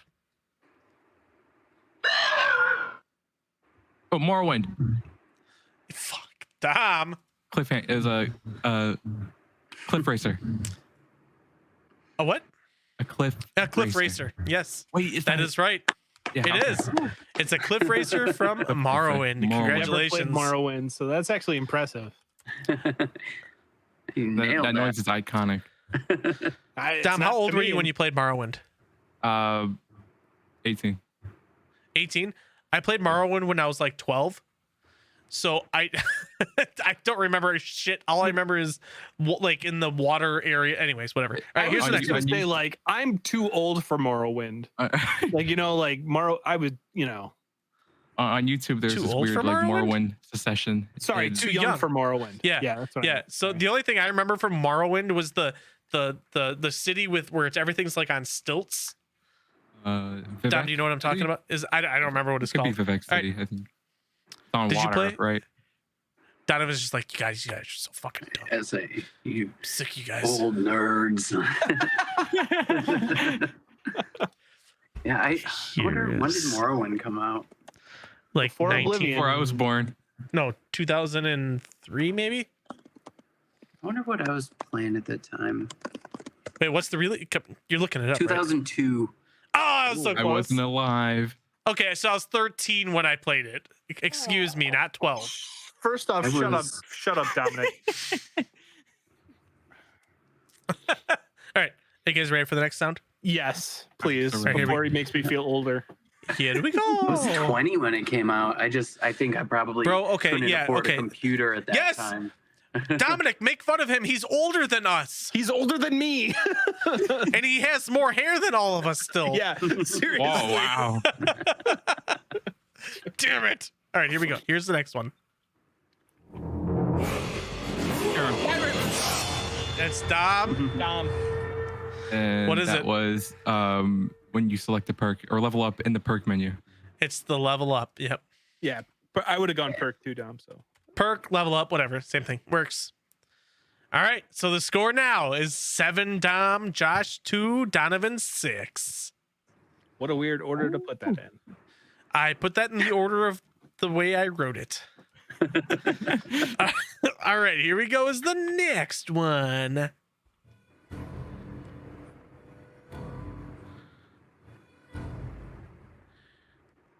This can is the make it louder. quietest sound I've ever heard, but That I'm going was to say very Fallout quiet. It 3. is quiet. Here we go.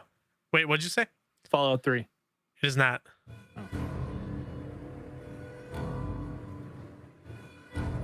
Oh, it's is that Fallout 4 when you discover a new location? Fuck. It's not the new 1 location point. sound. 1 point. Oh, It is 1 point. It is the new mission sound. new mission. Okay. Oh man. Donovan, am I disappointed? That was extra quiet. I couldn't hear it at all. Yeah, it was very quiet.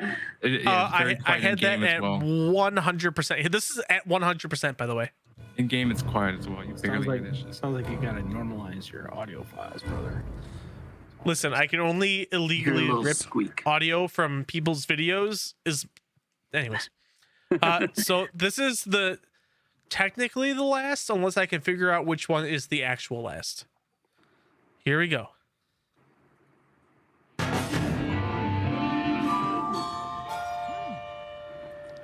Starfield. No. Fallout Wait. New Vegas. No. Is that the mysterious stranger? No. Ah, Nobody got it. That was Deathloop. Deathloop I is never a played fucking Deathloop. Bethesda game. Yes. never played yes. Deathloop. And that was the new location. That was the sound you heard when you completed a new location. Oh, so nobody heard that sound ever because nobody played Deathloop. I did. It doesn't it Alright. sound like the mysterious stranger, you know? No, Little I feel zinger. like they had more of a like a stringy sound, I thought. I thought it was like All I right, mean, let's see here. I feel like you guys You skipped one early. You had flip flopped one, maybe that one. No, that I second played one I got did play flipped. both. Yeah, he played it after, like the first one he played.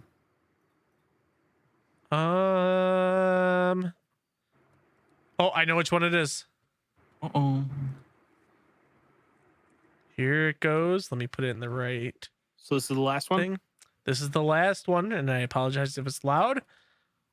Here we go. Skyrim. Fallout 3. That is that. Skyrim. It is Fuck, Skyrim. dude. It is Oh, Skyrim. It was Skyrim. It was It is Skyrim, No and what matter is what it? it was, I was gonna yell out. Fallout 3. So- That's the new quest. That is the new quest. Yep. Yeah. All right. So wow, Dom. I know my Uh, Bethesda games. I don't have the I don't have the standings for the rest of the year. I will update that later. So congratulations, Dom. Dude, I knew Good that job, was gonna Dom. be a good one. Yeah, you did do a good job for how young. you Dude, were. Donovan killed that Fallout too, though. Woo! Oh yeah. That was good. Just- And what you got one other one too, didn't Captain of you? Navarro. Yeah, whatever. His name was Sergeant Dornan. Yeah, everybody knows he's the captain Yeah. of Navarro. Yeah. Excellent. Perfect. Yeah. Fantastic. Great. What we all call him. I'm so Yeah, proud of so- the Morrowind one. not to Yeah, boast a that little was bit, but like that was fun. Good. I'm glad. We haven't played sound bites in quite a while, actually. It was fun. So it was to fun get to back play to it. again. Great to be back. So maybe, I don't know. I still want to leave it with guests only. Then we can have more of them. Save them for a special occasion. So I guess at this point in the show, Donovan, we've been asking you kind of a lot of questions. At this point, I feel like it's fair for us to ask you if you have any questions for us.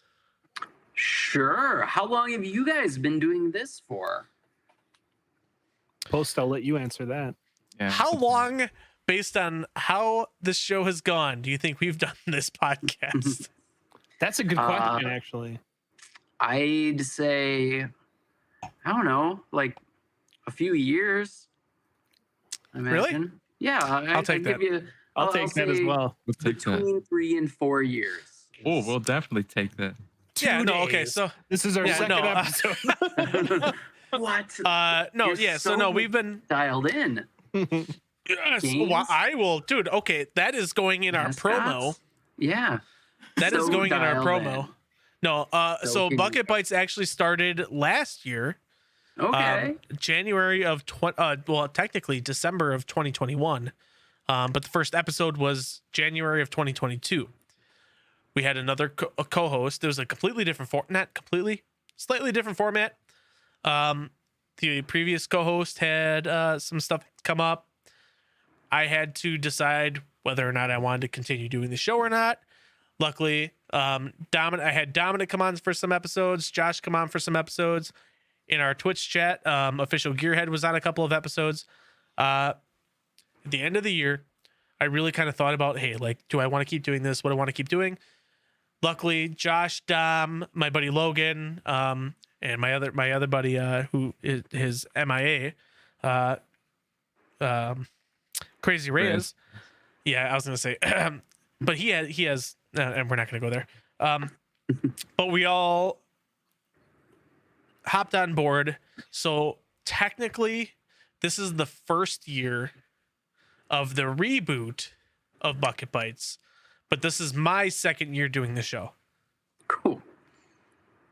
Yeah, we've had a lot of content creators on. We've had a bunch of Twitch streamers. We've had a bunch of we've had Hollywood producers, Josh, we've had, computer makers, Dark Fusion. We've had actors. We've had rappers. We've had game developers, multiple. It's been pretty freaking awesome. So Very cool. Josh was actually my first guest Oh yeah. Right. on this show. Yes, I was. And he made me prank call a restaurant and ask if they had butt chili. Yes, I did. So be lucky that you didn't have to do that, Donovan. Yeah, no kidding. Yeah, there was a part of the show where we'd have like a quote unquote after hours part where there would be a challenge set from the previous guest, but because there was no previous guest before Josh, I could make it. And I mean, who knows Josh better than me? Yeah, that was the worst night of my life. And yet I came back. What's dude, wrong with me? it was so Never good. left. It was so good. It was so good. So it was great. So that was a good question. Do you have any more So- questions about our little group of individuals? Are you guys all local to this area?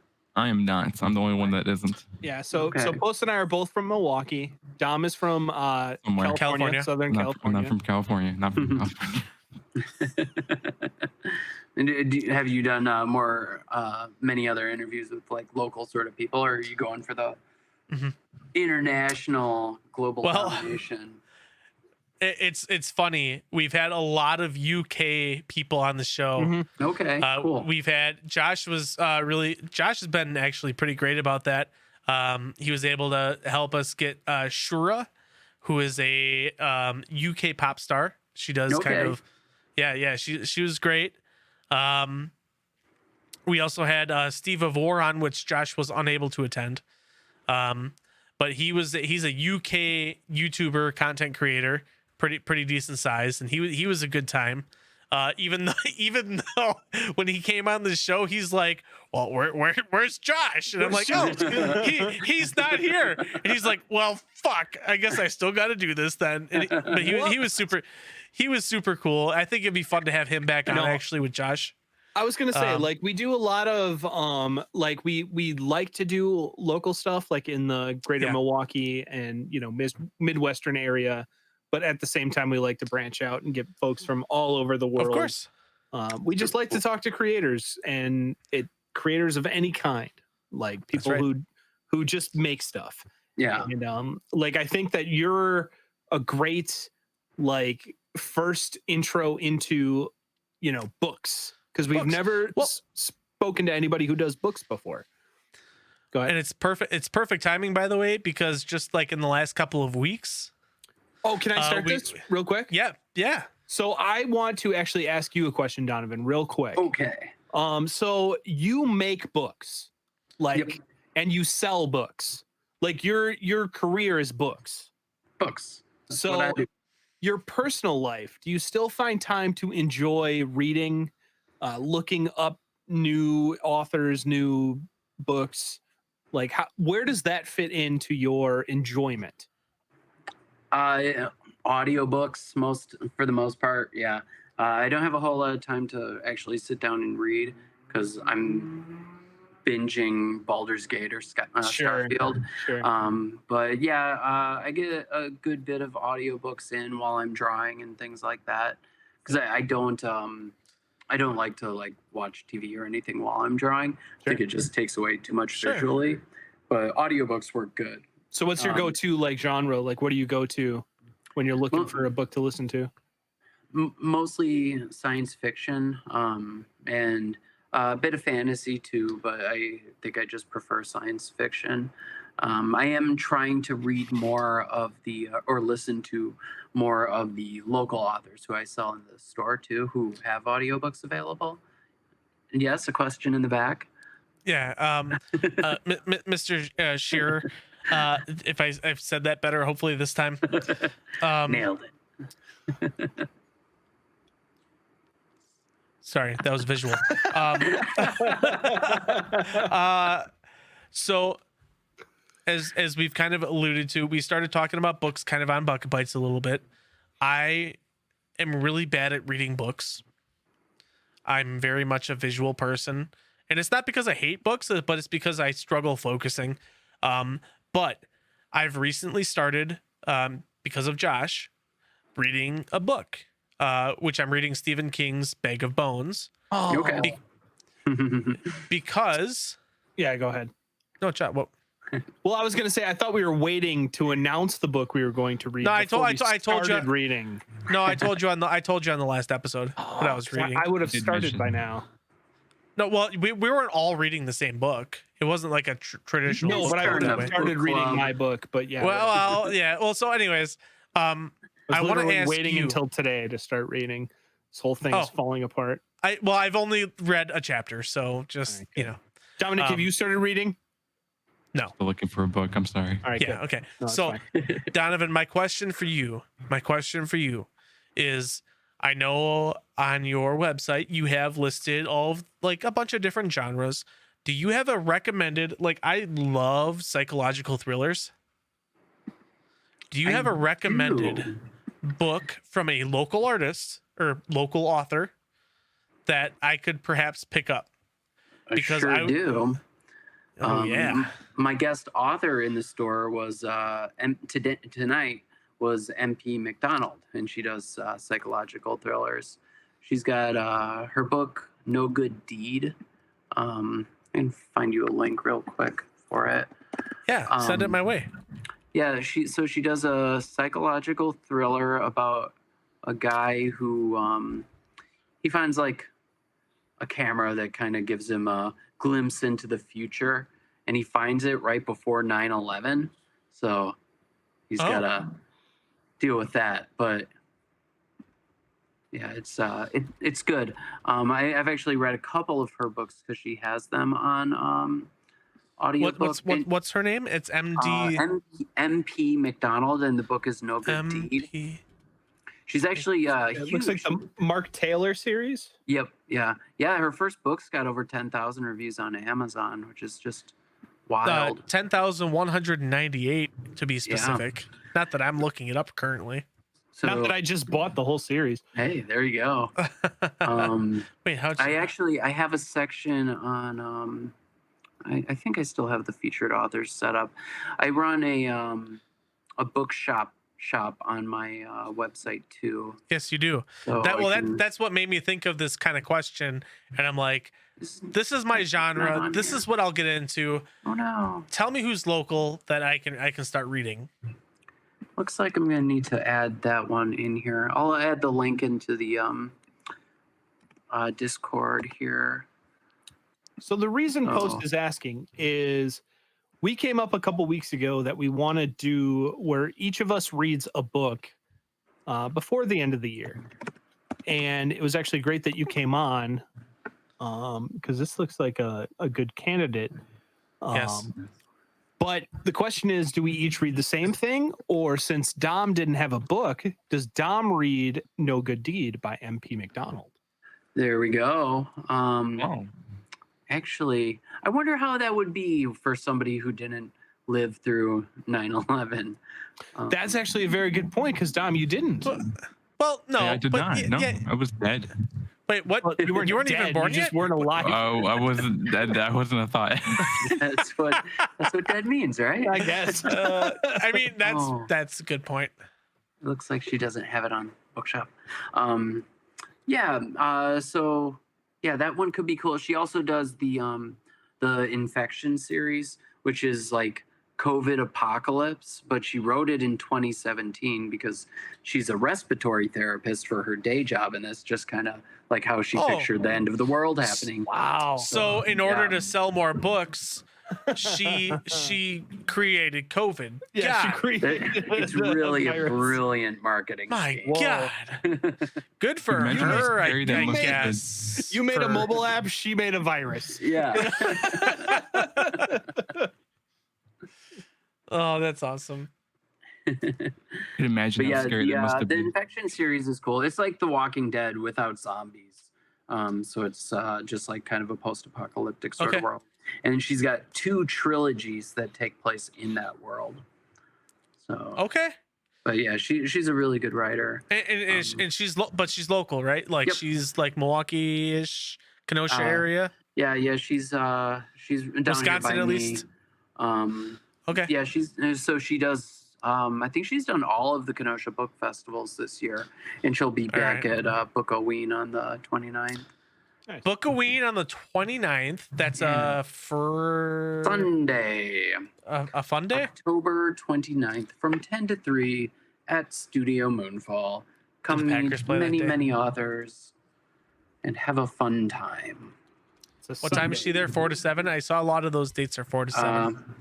That was for these individual author days. The Book-O-Ween, that one is going to be 10 to 3 Oh.